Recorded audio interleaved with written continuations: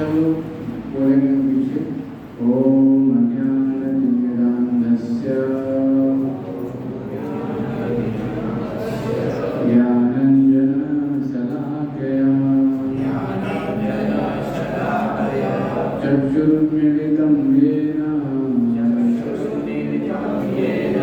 तस्मै श्रीगुरुवे नमः। श्रीचैतन्यमनोभीष्टं स्थापितं येन भूतले स्वयं रूपः कदा मह्यं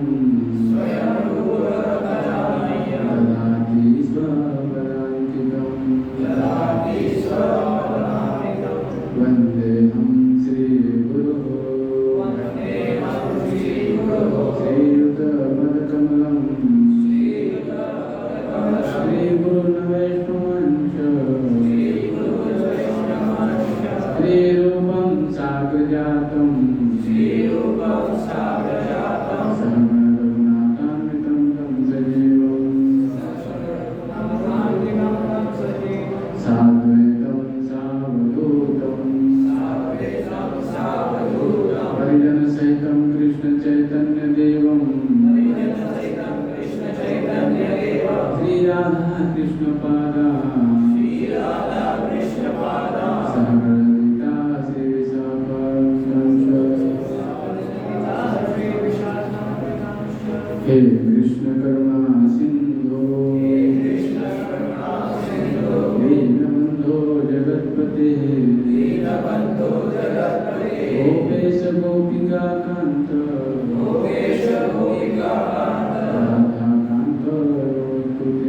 राधाकान्त नमोस्तुते तप्त काञ्चन गौराङ्गी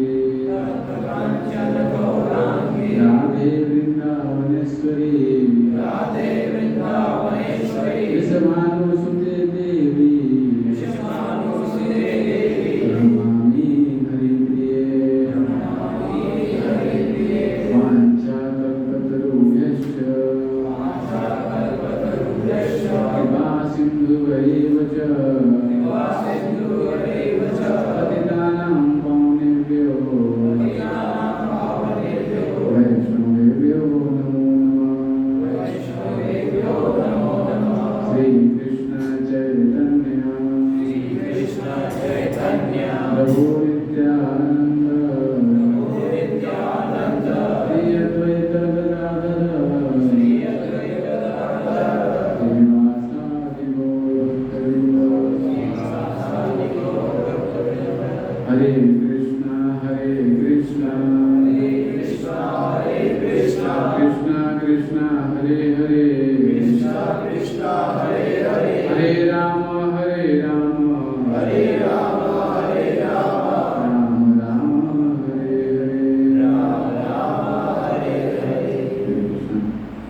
भगवत गीता तीसरे अध्याय का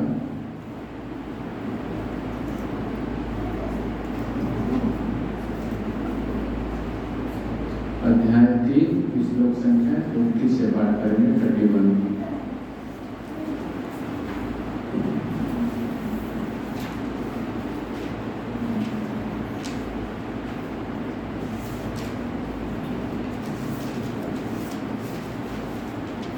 अध्याय 3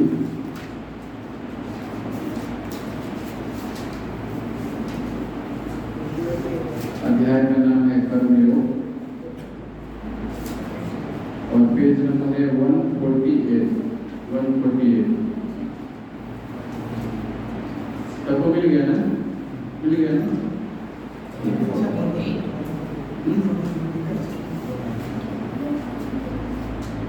ये बोलिए, ये जो मैं मेरे मतम आदेशों को इदम इन नित्यम नित्य कर्म के रूप में अनुतिष्ठन्ति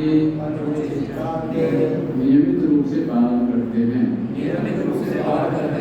मानवा मानव प्राणी श्रद्धावन्तः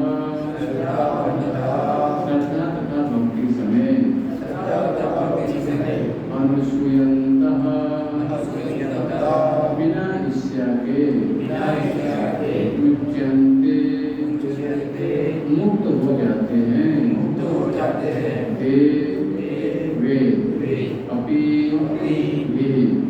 कर्मभिः सकाम कर्मों के नियम रूपी बंधन से ये मे मतम इदं नित्यम् अनुतिष्ठन्ति मानवा श्रद्धावन्तो अनुसूयन्तो मुच्यन्ते ते अपि कर्मभिः ये मे मतम् इदं नित्यम् अनुतिष्ठन्ति मानवः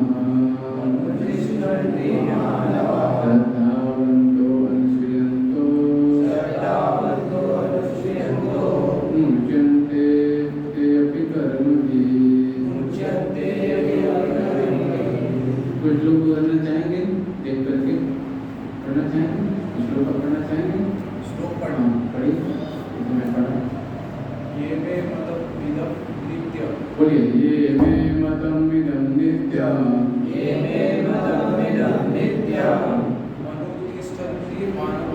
अनुतिष्ठन्ति मानवाः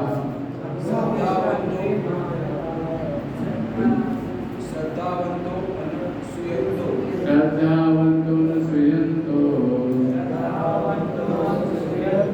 मुच्यन्ते ते अपि कर्मभिः। बहुत अच्छा पढ़ा आपने। अच्छा ऐसे इस श्लोका को पढ़ने के लिए समझना है किन किन कैसे पढ़ना है आप पढ़िए पढ़िए। ये मे मतो विद्यम्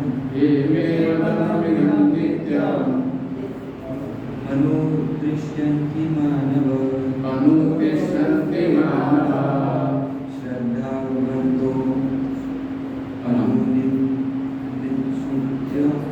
श्रद्धावन्तो अनुसूयन्तो मुच्यन्ते ते अपि कर्मभिः। और भी पढ़ना चाहेंगे ये मे मतम् इदं नित्यम् अनुतिष्ठन्ति मानवाः श्रद्धावन्तो अनुसूयन्तो मुच्यन्ते अपि कर्मभिः। माता जी पढ़ेगी पढ़िए।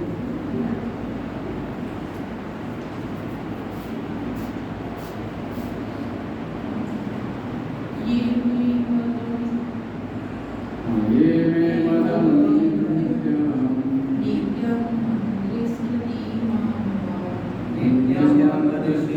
मानवाः श्रद्धावन्तो अनुसूयन्तो मुच्यन्ते ते अपि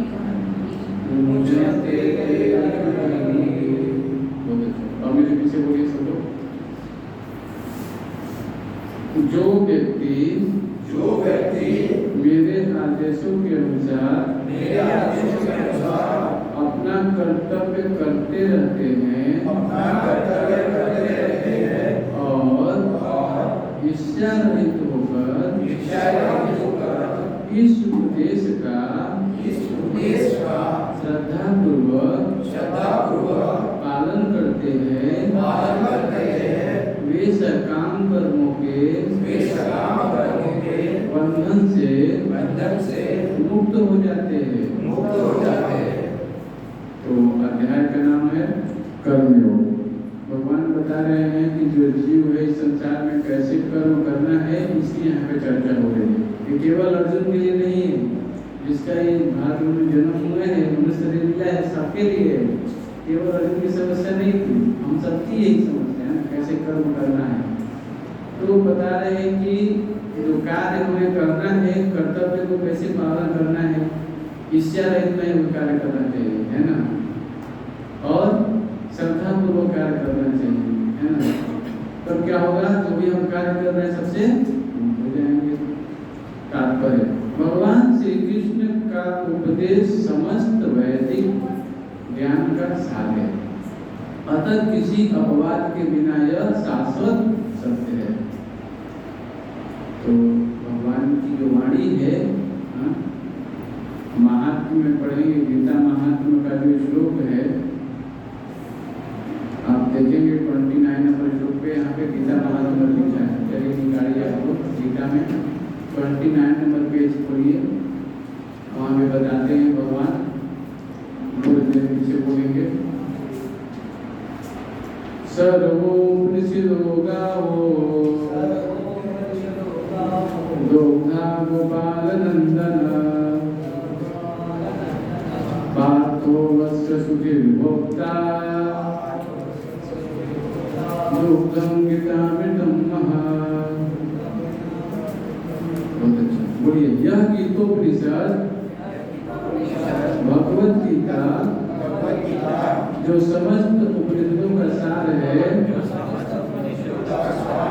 गाय के तुल्य है और ग्वाल बाल के रूप में विख्यात भगवान कृष्ण इस गाय को दूध रहे हैं। अर्जुन बछड़े के समान है। सारे विद्वान तथा शुद्ध भक्त भगवत गीता के अमृत में दूध का पान करने वाले हैं। सर्वोपनिषदो गावो दोग्धा गोपाल नंदन। ये जो वाणी है गीता भगवान के मुख से निकली है। और गंगा जी कैसे निकली है? ऊपर का श्लोक है, कैसे निकली है? भगवान के चरण कमलों से, है ना। चलिए वो भी श्लोक पढ़ लेते हैं गीता महात्म्य में, ताकि याद हो जाए, है ना। भारतं मितं सर्वस्य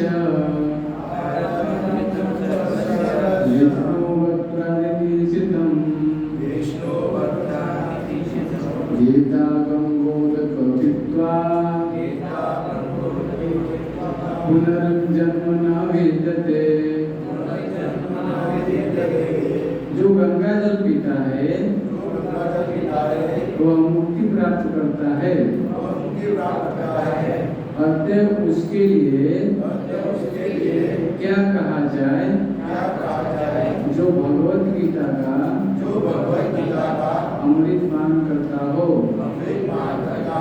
भगवत गीता महाभारत का अमृत है और इसे भगवान कृष्ण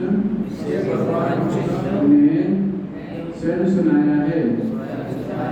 भगवत गीता भगवान के मुख से निकली है और गंगा भगवान के चरण कमलों से निकली है। निसंदेह भगवान के मुख तथा चरणों में कोई अंतर नहीं है। तभी यहाँ पे महत्वपूर्ण चीज समझना है कि भगवान श्री कृष्ण का उपदेश समस्त वैदिक ज्ञान का सार है। देखिए गंगा जी में जाते हैं, नहाते हैं ना, हम जाकर के सोचते हैं सारा पाप धुल गया, फिर अपने कार्य में लग जाते हैं। लेकिन अगर गीता आपके पास रहेगी तो दिन में आप पढ़ेंगे, आप रोज गंगा में नहाते रहेंगे। हाँ, रोज जा नहीं सकते तो पढ़ के नहा सकते हैं आप। कितना अच्छा है, सोचिए। तो भगवान के मुख के चरणों में कोई अंतर नहीं है ना। ये हमारे लिए भगवान की विशेष कृपा है कि गीता हमारे पास कथा होगी। अतः किसी अपवाद के बिना यह शाश्वत सत्य है। जिस प्रकार वेद शाश्वत है उसी प्रकार कृष्ण भावनामृत का यह सत्य भी शाश्वत है। मनुष्य को चाहिए कि भगवान से निश्चय किए बिना इस आदेश में दृढ़ विश्वास रखे। तो जितने भी श्रीमद् भागवतम, भगवद गीता, जितने भी शास्त्र हैं सब शाश्वत हैं। इसको बोलते हैं त्रिकालज्ञ शास्त्र। ये आगे क्या होने वाला है, पीछे का सब मालूम चल जाता है। कोई पढ़ेगा तो श्रीमद् भागवतम पढ़ेगा, 18,000 श्लोक है, सोचिए।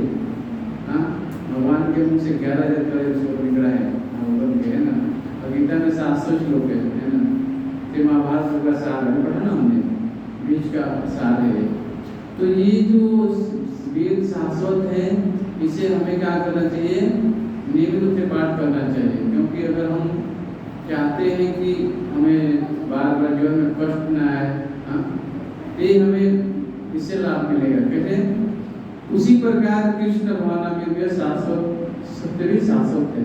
लेकिन कृष्ण भावनामृत आंदोलन जो है ना, इस संसार में सबसे बड़ी कोई कमी है तो कृष्ण भावनामृत कमी है। आप समझिए इस बात को। आपके पास सब कुछ है, गाड़ी है, पैसा है, खाना, सब कुछ है, लेकिन फिर भी आनंद नहीं आ रहा। क्यों? क्योंकि कृष्ण भावनामृत की कमी है हमारे अंदर। मनुष्य को चाहिए कि श्री भगवान से ईर्ष्या के बिना इस आदेश में दृढ़ विश्वास रखे। चलिए, ईर्ष्या क्यों आता है, कौन बताएगा? हमें एक दूसरे की से ईर्ष्या क्यों आता है? ईर्ष्या क्यों आता है? हम नहीं चाहते दूसरे से ईर्ष्या करना, फिर भी हमें ईर्ष्या आता है। क्यों?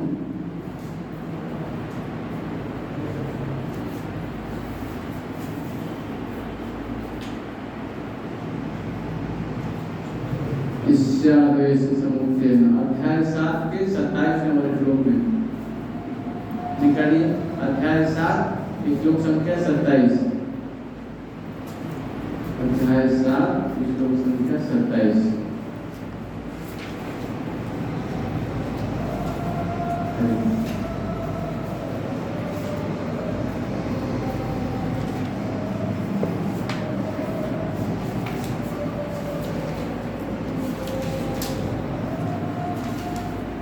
Page number 297।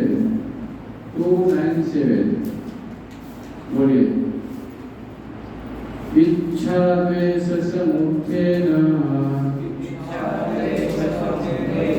द्वंद्व मोहेन भारत सर्वभूतानि सम्मोहम्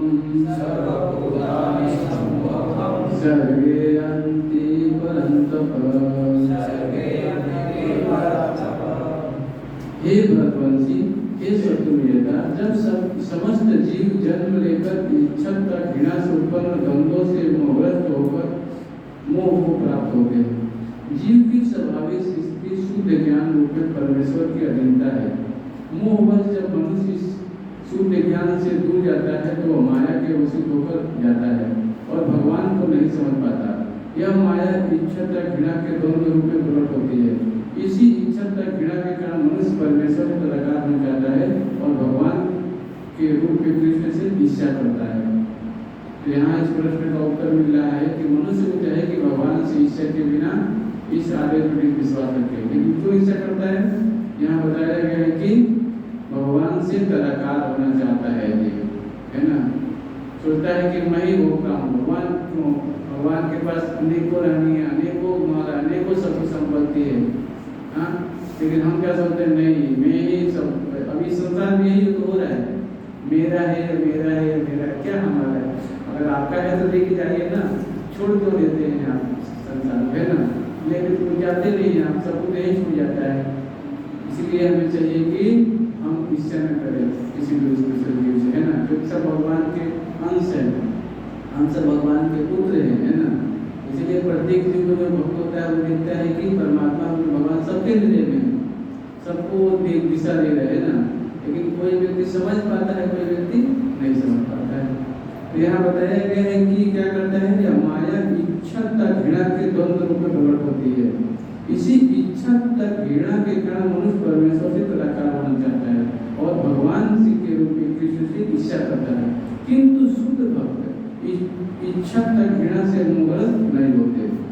वे समझ सकते हैं कि भगवान श्री कृष्ण अपनी अंतरंगा शक्ति से प्रकट होते हैं, पर जो द्वंद्वता अज्ञान कारण मोहग्रस्त है वे सोचते हैं कि भगवान भौतिक अपराध शक्तियों द्वारा उत्पन्न होते हैं। यही उनका दुर्भाग्य है। तो यहाँ पे बताया गया है कि भगवान अपनी अंतरंगा शक्ति से प्रकट होते हैं। देखिए, बहिरंगा और अंतरंगा दो शक्तियाँ हैं, है ना। तो जो जीव है यहाँ पे वो क्या है, बहिरंगा शक्ति द्वारा संचालित हो रहा है। लेकिन हम भक्ति जीवन में आते हैं तो जो भी हम कार्य कर रहे हैं सुबह शाम को वो अंतरंगा शक्ति का कार्य कर रहे हैं। अभी हम बैठ के गीता पाठ कर रहे हैं, ये क्या है, अंतरंगा शक्ति का कार्य कर रहे हैं ना। अभी कोई जीव हत्या हो रही है क्या, बताइए, भी नहीं मदद, हम बैठे आराम से भगवान का कथा सुन रहे हैं, है कि नहीं? भगवान की वाणी सुन रहे हैं, कोई पाप नहीं हो रहा है ना? और भगवान का नाम कीर्तन, ये सब अंतरंगा शक्ति का प्रकार होता है ना? और बहिरंगा शक्ति के अंदर कैसे है? जो जीव को भुला देती है कि आप कौन है, अपने बारे में नहीं जान पाएंगे आप, है ना? तो ये क्या होता है? दो शक्तियां ये प्रकट होती है ना? और आगे क्या है? यही ऐसे मोहग्रस्त व्यक्ति मान अपमान दुख सुख स्त्री पुरुष अच्छा बुरा आनंद पीड़ा से द्वंद्वों में रहते सोचते हैं कि यह मेरी पत्नी, यह मेरा घर, मैं इस घर का स्वामी हूँ, मैं इस स्त्री का पति हूँ। यही मोह के द्वंद्व हैं। जो लोग ऐसे द्वंद्वों से मुहूर्त है वे निपट मूर्ख हैं और भगवान को नहीं समझ सकते। तो यहाँ पे समझना पड़ेगा, बहुत महत्वपूर्ण चीज है कि हम देखिए, भक्त होता है वो क्या सोचता है? ये भगवान की जो शक्तियां हैं वो प्रकृति के द्वारा व्यक्ति को नचा रहे। प्रकृति क्रियमाणानि गुणे कर्माणि स्वतः अहंकार विगुणात्मा कर्ता हमें थे मन थे। हम सब प्रकृति के अधीन है ना? तो हम समझना चाहिए कि जो गीता का उपदेश है ये क्या है? भगवान की अंतरंगा शक्ति के अंतर्गत में बताया जा रहा है। क्योंकि ये जो पुस्तकें हैं ना, ये भगवान की गुणों से ऊपर है, प्रकृति गुणों में नहीं है। आप देखिए फिजिक्स केमिस्ट्री में कोई भी बुक ले लीजिए आप, है ना? आप पढ़ेंगे तो उतना आपको आत्मा की अनुभूति नहीं होगी। लेकिन आप गीता पढ़िए, कोई भी बुक पढ़िए आप गीता में, तो क्या होगा? उसमें आपको आनंद की अनुभूति होगी। क्यों? क्योंकि उसमें आत्मा के बारे में जानकारी दिया जा रहा है ना? तो ये चीज यहाँ बताया गया है कि ऐसे अनेक दार्शनिक हैं जो भगवत गीता पर टीका रचते हैं, किंतु श्री कृष्ण में कोई श्रद्धा नहीं रखते। वे कभी भी सकाम कर्म के बंधन से मुक्त नहीं सकते। तो गीता के जो 150 प्रकाशन आपको मिल जाएंगे मार्केट में, अलग अलग लोगों ने भी लिख दिया है। लेकिन यहाँ बताया गया है कि कृष्ण में श्रद्धा नहीं रखते हो, है ना? और क्या सोचते हैं कि मैंने लिखा है तो मैं अपना नाम लिख देते हैं ना, कोई राजनेता है, कोई डॉक्टर है, और लोगों ने गीता लिखा है तो कृष्ण को उसमें से हटा देते हैं, है ना? वो अपना लगा देते हैं। इसीलिए प्रभुपाद ने लिखा यहाँ पे अच्छा हो इंग्लिश में जो चीज भगवत गीता तेरा मूल रूप है गुजराती में, है ना? कोई भी लावट है, जैसे भगवान ने बोला है वैसे ही लिखी, तभी तो हम पढ़ के समझ पा रहे हैं ना? तो ये क्या होता है? सकाम बंधन जो लोग मुक्त नहीं हो पाते। किंतु एक सामान्य पुरुष श्री भगवान के आदेशों में दृढ़ विश्वास करके सर्व नियम के बंधन से मुक्त हो जाता है।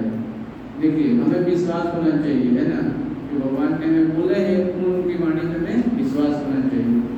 भले ही कोई इन आदेशों का ठीक से पालन न कर पाए, कृष्ण भावना के प्रारंभ में भले ही श्री कृष्ण के आदेशों का पूर्णतः पालन न हो पाए, किंतु यदि मनुष्य इस नियम की उपेक्षा नहीं करता और पराजय तथा निराशा का विचार किए बिना निष्ठा पूर्वक कार्य करता है तो वह विशुद्ध कृष्ण भावना को प्राप्त होता है।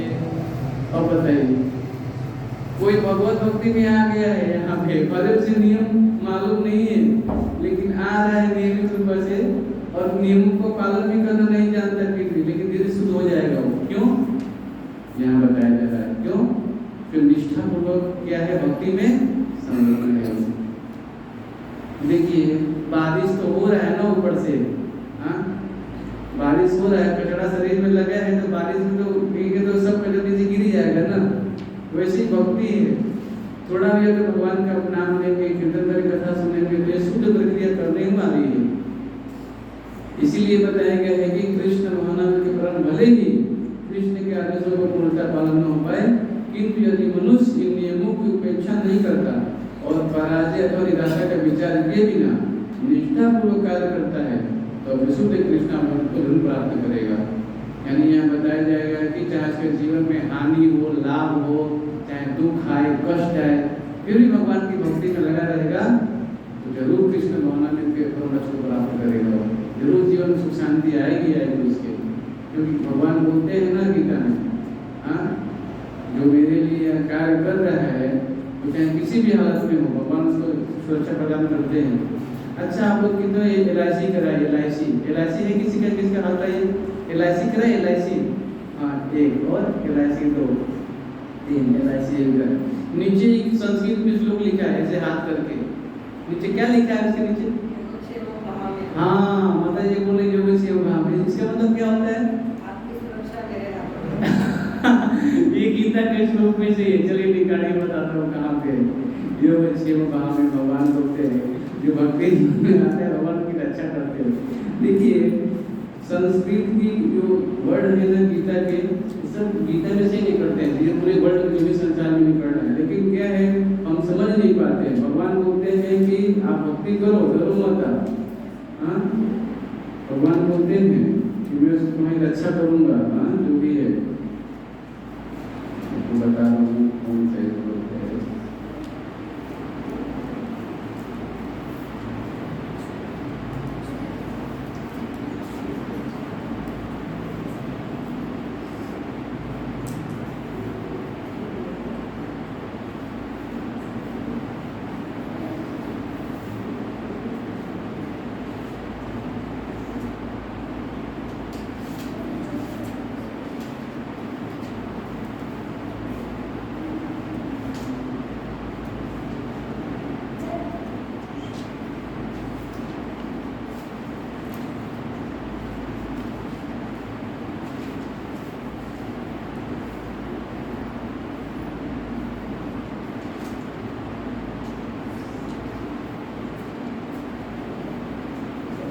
गीता में से ये आता है कि 18वें अध्याय में मैंने पढ़ा था। तो देखिए भगवान की जो भक्ति में लगा हुआ है, ऑटोमेटिक भगवान बोलते हैं कि देखो जो कुछ भी है आपके पास उसकी मैं रक्षा करूंगा। इसमें हमें विश्वास होना चाहिए, है ना। और ये मैं आपको बताऊंगा बाद में। ठीक है, एक श्लोक और पढ़ेंगे। ये तो एतत् अव्यूयन्त,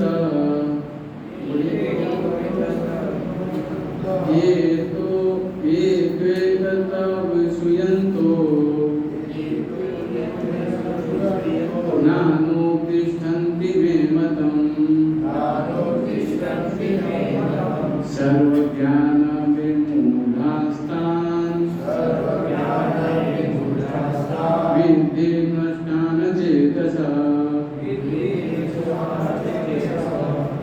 किंतु जो ईर्ष्यावश इन उपदेशों की उपेक्षा करते हैं और इनका पालन नहीं करते, उन्हें समस्त ज्ञान से रहित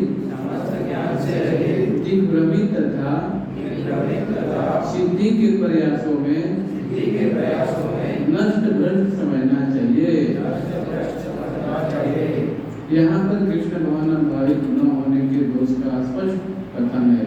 जिस प्रकार परम अधिकारी की आज्ञा के उल्लंघन के दंड होता है, उसी प्रकार से भगवान के आदेशों के प्रति अवज्ञा के लिए भी दंड है। अवज्ञाकारी व्यक्ति चाहे कितना ही बड़ा क्यों न हो, वह शून्य हृदय होने से आत्मा के प्रति परमात्मा एवं श्री भगवान के प्रति अनभिज्ञ रहता है। अतः ऐसे व्यक्ति के जीवन की सार्थकता की आशा नहीं की जा सकती। अगर हम कोई भी गवर्नमेंट का नियम तोड़ते हैं तो हमें उसका दंड भुगतना ही पड़ता है। उसी प्रकार प्रकृति के कुछ नियम हैं, हमें कुछ गलतियां करते हैं तो प्रकृति हमें कष्ट देती ही देती है। आदि भौतिक, आदि दैवी और आध्यात्मिक 3 क्लेश होते हैं। आदि तो दैविकानी देवताओं के द्वारा, अभी अचानक बैठे हैं भूकंप आ गया, क्या हो जाएगा? सब कुछ नष्ट हो जाएगा। अचानक बैठे हैं तूफान आ गया, भूचाल आ गया, हाँ, देवताओं के द्वारा कष्ट, है ना। आध्यात्मिक क्लेश होता है हमारे मन और शरीर से क्लेश होता है, आध्यात्मिक क्लेश। और आदिदैविक, आदि भौतिक और आध्यात्मिक। आदिदैविक, आध्यात्मिक और आदि भौतिक आने के बैठे हैं, कुछ लुटेरे या गुंडे आके पूरा हमको तहस-नहस कर दिया। अन्य जीवों के द्वारा दिया गया क्लेश, हाँ, हमें समझना पड़ेगा 3 क्लेश हमें मिल ही रहा है ऑलरेडी। प्रकृति के 3 गुण भी हमें प्रदान कर रहे हैं, हाँ। इसीलिए क्या करना चाहिए कि हमें बताया कि शास्त्रों की अवहेलना और उसको त्यागना नहीं चाहिए, क्योंकि शास्त्र भगवान के मुख से निकला है ना। अभी हमने पढ़ा गंगा भी भगवान के चरण कमलों से निकली है, इसीलिए हमको इसको क्या करके उल्लंघन नहीं करना चाहिए। तो यहाँ पे पढ़ेंगे, माइक पे पढ़ेंगे। प्रभु हिंदी आता है पढ़ने? पढ़िए जरा यहाँ से। वैदिक साहित्य से प्रमाणित होता है कि श्री भगवान की अनेक शक्तियां हैं, तथापि श्री भगवान को व्यक्तिगत रूप से कुछ नहीं करना होता। यह कैसे? उन्हें धन संपदा के लिए कोई संघर्ष नहीं करना पड़ता, क्योंकि समस्त संपदा उन्हीं की है। न ज्ञान के लिए, क्योंकि समस्त ज्ञान उन्हीं का है। न ही शक्ति के लिए, क्योंकि समस्त शक्ति उन्हीं की ही है। न ही सौंदर्य, यश या वैराग्य के लिए, क्योंकि ये सब पूर्ण रूप से उन्हीं के हैं। न ही श्री भगवान स्वयं विश्व के कार्यकलापों को संचालित करते हैं, क्योंकि उनके अनेक अनुचर हैं जो उन कार्यों का संचालन कर सकते हैं, जबकि वे अपने परम धाम में रहते हैं। इसकी पुष्टि ईशोपनिषद में की गई है। तो यहाँ भी भगवान की 6 ऐश्वर्य पूर्ण मात्रा में है। 6 ऐश्वर्य क्या क्या है? पहले तो भगवान सबसे बड़े धनवान हैं, है ना, धनी व्यक्ति है। और सबसे बड़े भगवान दूसरा ज्ञानवान है। तीसरा है भगवान के पास समस्त शक्तियां हैं, है ना। चौथा है भगवान सबसे सौंदर्य में खूबसूरत है। और पांचवा है भगवान सबसे बड़े यश है उनके पास, है ना। और सबसे बड़े वैराग्य भी धारण करते हैं भगवान। तो 6 मात्रा भगवान की पूर्ण मात्रा में है।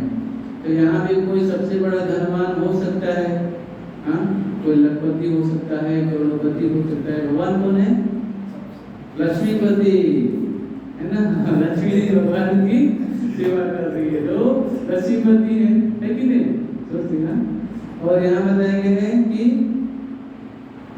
ज्ञान, देखिए भगवान ने ही गीता के जो उपदेश है अर्जुन को बताया कि वह 49 मिनट में, है ना।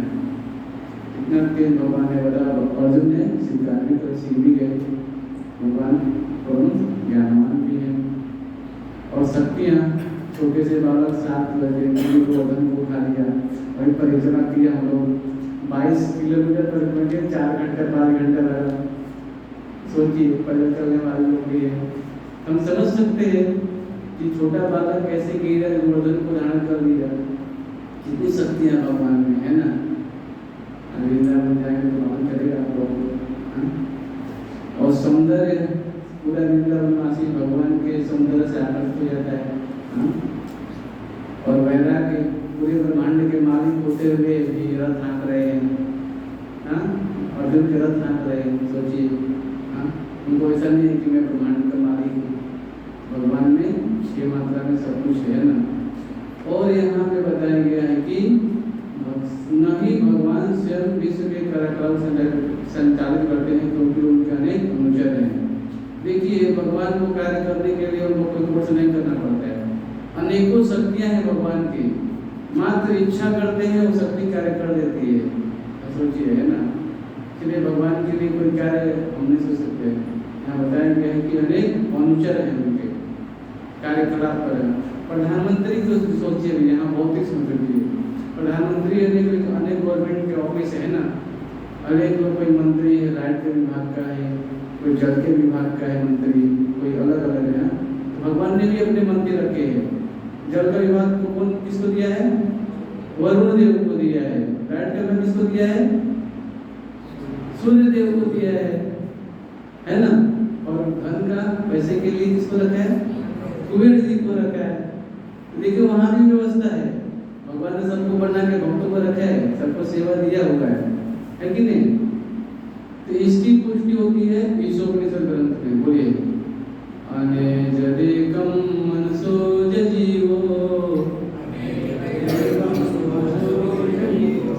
नैनं देवा आत्मन् पूर्वमर्श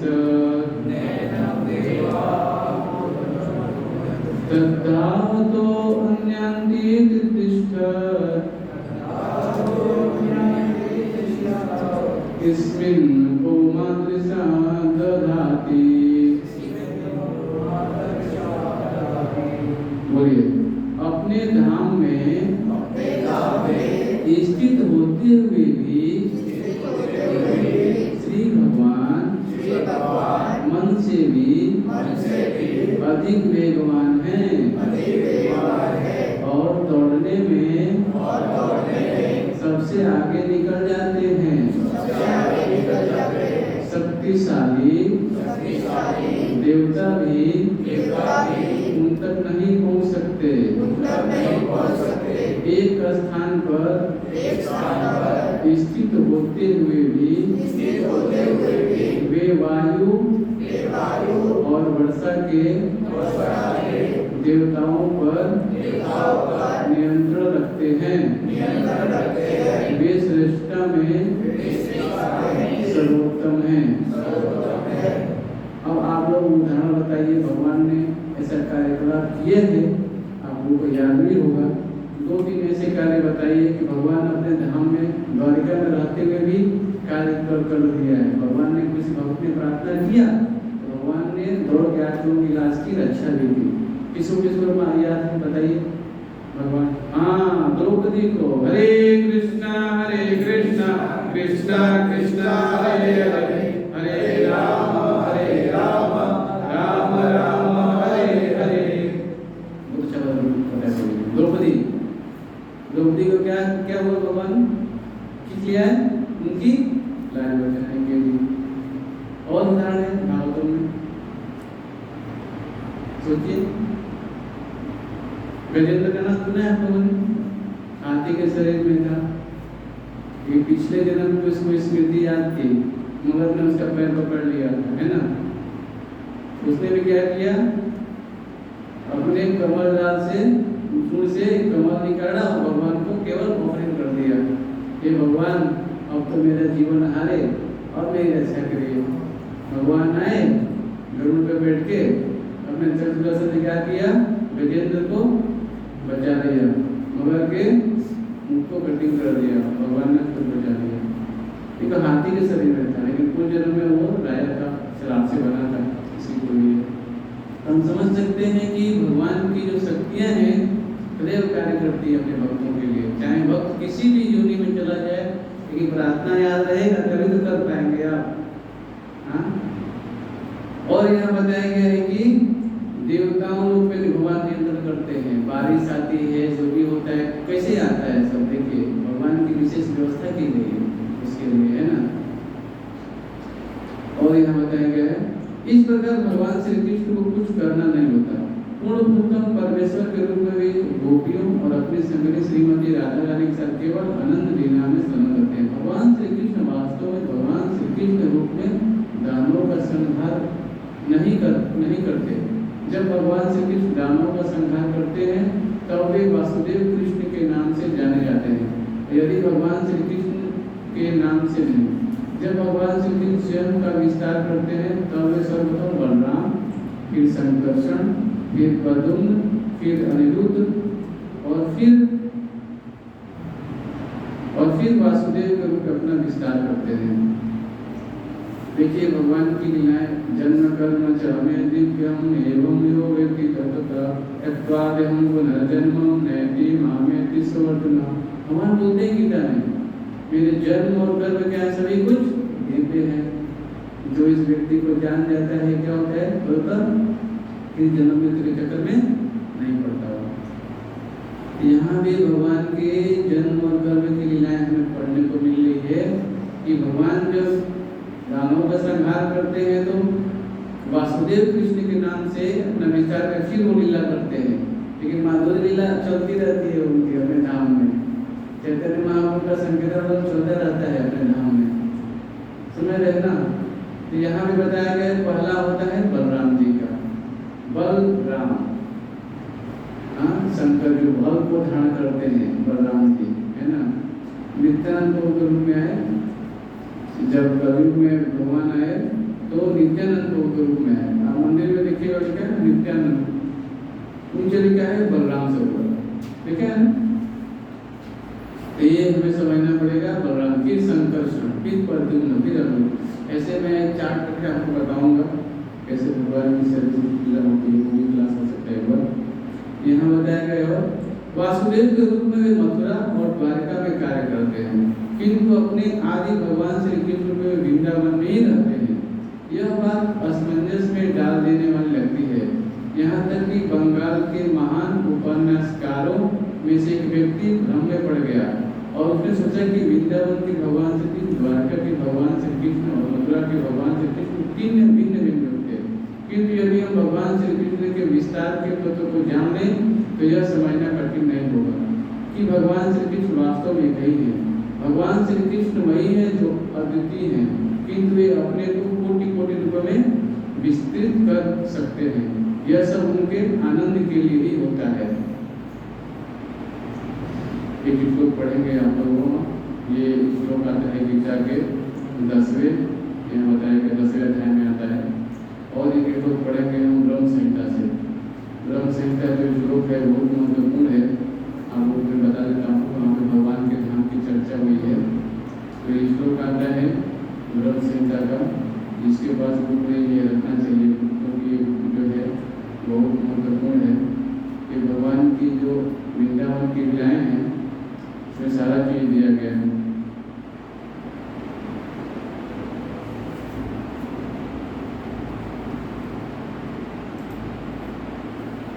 जब ब्रह्मा जी का सृष्टि कर रहे थे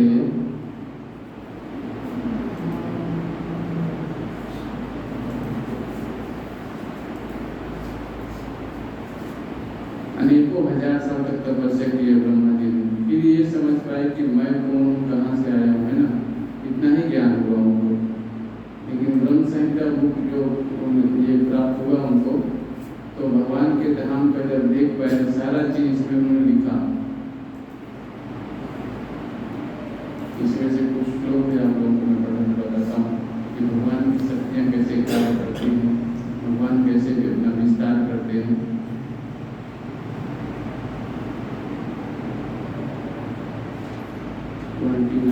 श्लोक है।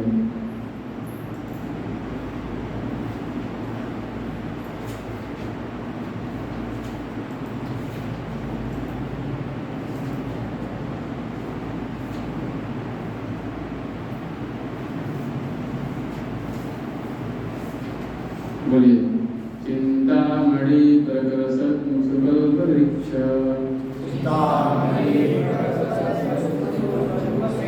लक्षा विदेशि सुरभिः निपालयन्तम्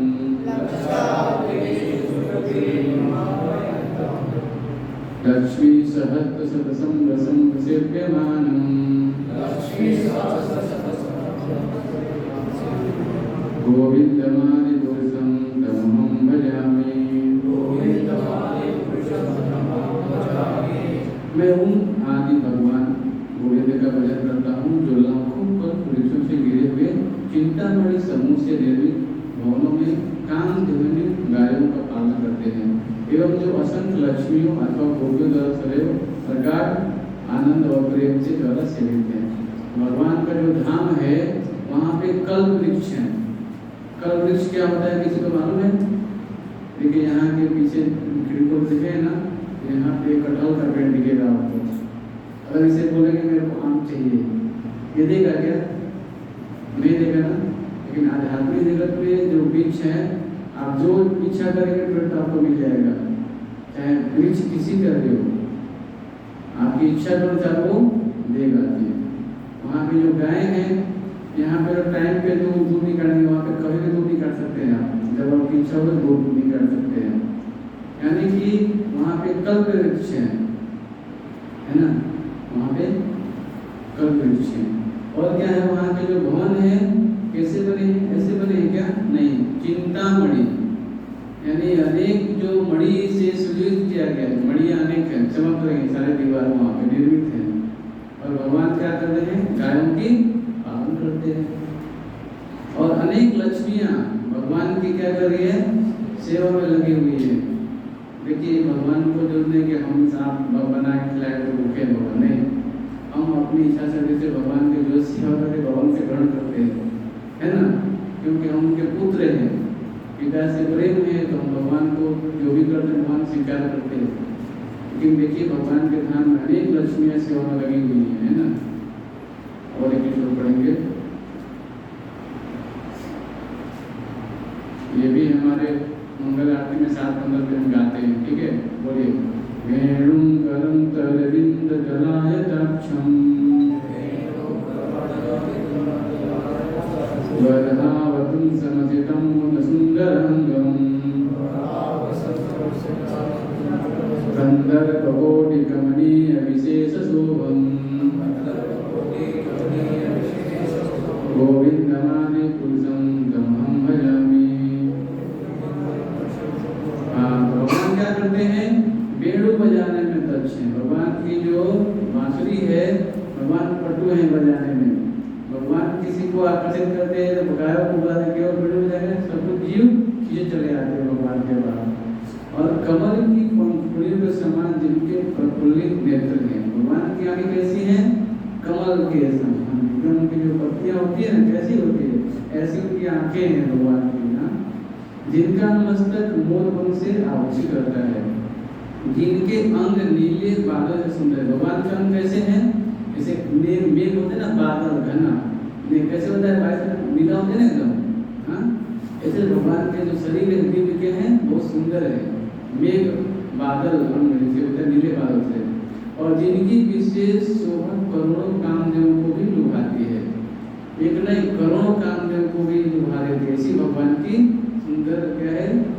उनका रूप है। और उस आदि पुरुष को भगवान का गोविंद का मैं भजन करता हूँ। कौन बोला ये बात? ब्रह्मा जी बोले, सृष्टि करता है ना। और एक चीज बताता हूँ भगवान की, ये देखिए, बोलिए, अंगानि यस्य सकलेन्द्रिय विद्धिमन्ति पश्यन्ति पान्ति कलयन्ति चिरं जगन्ति आनंद चिन्मय सलिल विग्रहस्य गोविन्दमादि पुरुषं तमहं भजामि।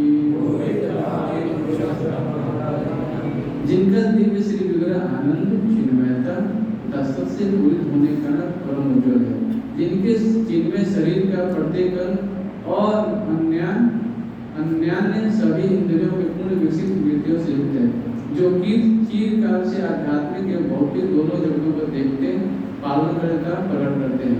उन आदि भगवान को आदि पुरुष भगवान गोविंद का मैं भजन करता हूँ। तो भगवान का शरीर है सच्चित आनंद में, आत्मा भी सच्चित आनंद से ही बना है। इसीलिए देखिए, हमको आनंद चाहिए ना संसार में। ये वस्तु मिल जाती है तो सोचते हैं कि चलो अभी आनंद मिला है, फिर नया आगे बढ़ जाए तो उसमें आनंद ढूंढते हैं, है कि नहीं? तो आनंद तो चाहिए ही चाहिए, क्योंकि आत्मा है सच्चित आनंद से, क्योंकि भगवान का अंश है वो। जब तक हम भगवान की सेवा नहीं लगेंगे तब तक क्या होगी? ये बातें नहीं समझ पाएंगे। इसीलिए भगवान देखिए अपने धाम में रहते हुए भी क्या करते हैं? इस भौतिक जगत का और आध्यात्मिक दोनों का पालन करते हैं भगवान। एक चीज को और बता देता हूँ हम लोगों को।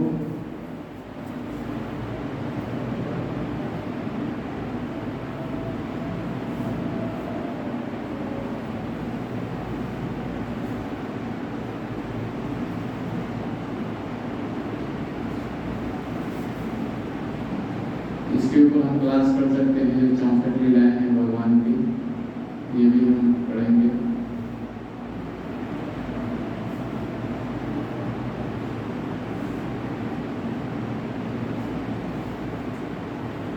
प्रेमांजन सुरीत भक्ति विलोचनेन संत सदैव विदेश विलोकयन्ते यमश्याम सुंदरमचिन्त्य गुणस्वरूपं गोविन्दमादि पुरुषं तमहं भजामि।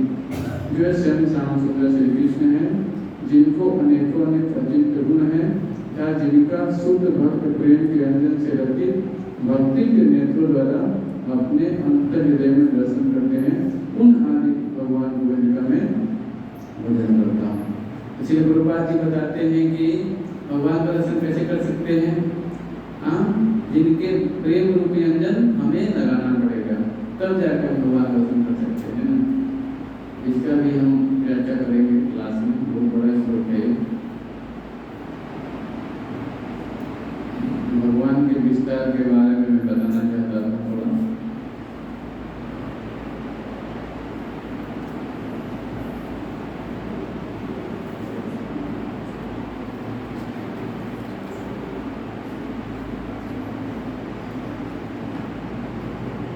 ये श्लोक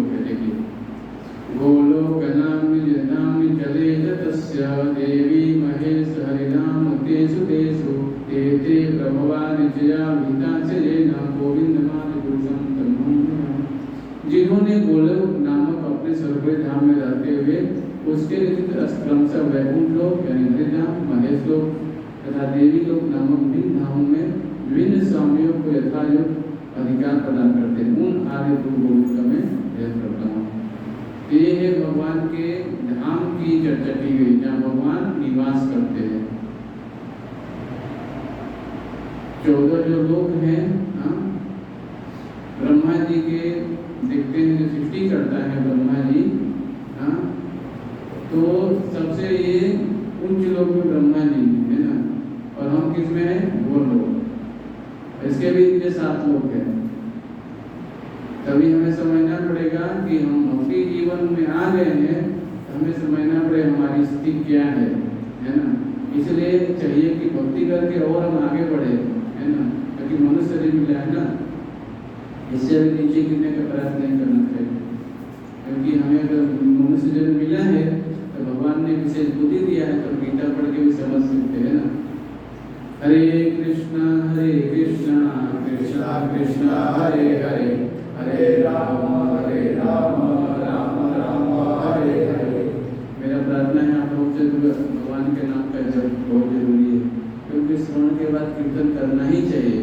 तो भगवान को अगर प्राप्त करना चाहते हैं तो नाम में शक्ति है। कलयुग में हम जंगल में जाकर तपस्या नहीं कर सकते।